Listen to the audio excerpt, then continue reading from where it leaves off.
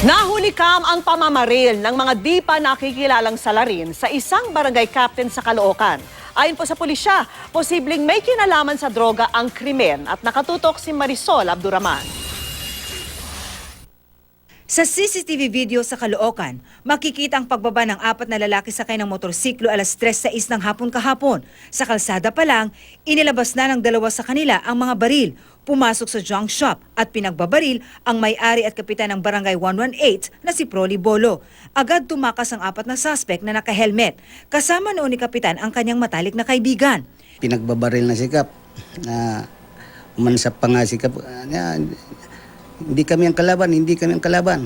Pinagbabaril pa po. Ilang minuto bago ang pamamaril, makikita rin sa CCTV video na may dumaan pang police mobile sa junk shop. May bumabang lalaki na nakasibilyan. Pumasok siya at paglabas, kasama na si kapitan. Tumangging magbigay ng pahayag ang kaanak tungkol dito. Ang hiling lang namin, magkaroon ng sisyang pagkamatay ng kapatid namin kasi yan, napakabuting tao. Sobrang bait po yung papa ko. Palaisipan sa mga naulilan ng kapitan ang motibo sa pagpatay, pero alam daw nilang siya talaga ang punteriya.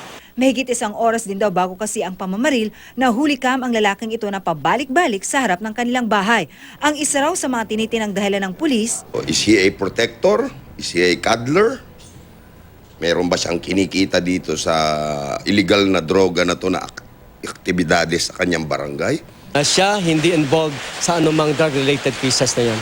bumuo na ng Special Investigating Task Group ang Caloocan Police na tututok sa kaso. Aalamin natin